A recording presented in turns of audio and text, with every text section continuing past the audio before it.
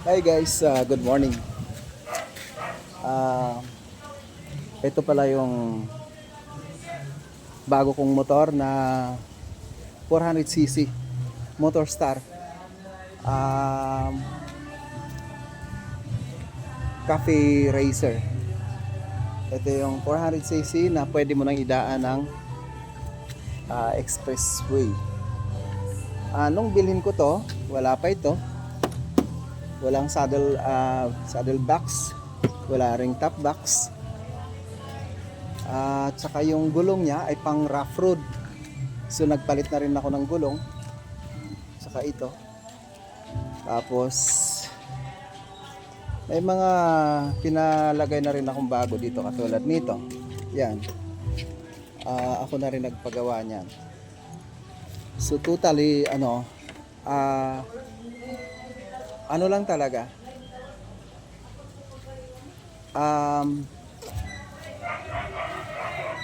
Motor lang talaga yung nabili ko.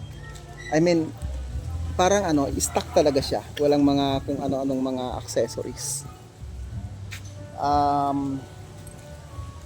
Kaya ako siya pinalagyan ng mga ganito para magmukha siyang malaki. Dahil nung minsan dumaan ako ng expressway, hinabol ako ng, ng patrol ng expressway at tinatabi ako.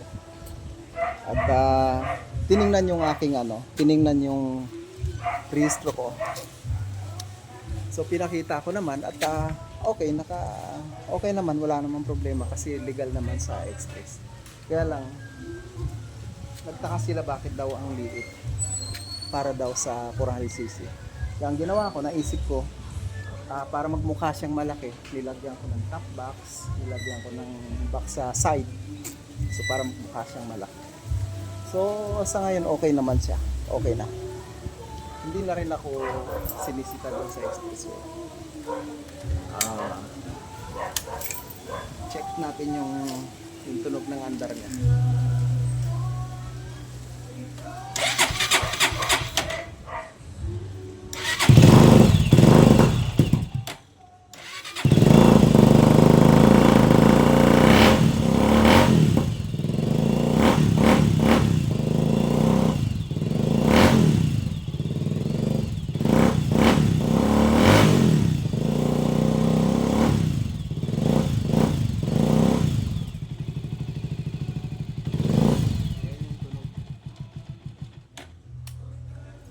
Yan yung tunog niya.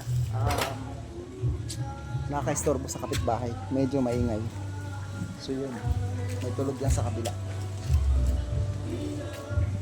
So yun lang. At good morning sa inyo lahat. Thank you for watching.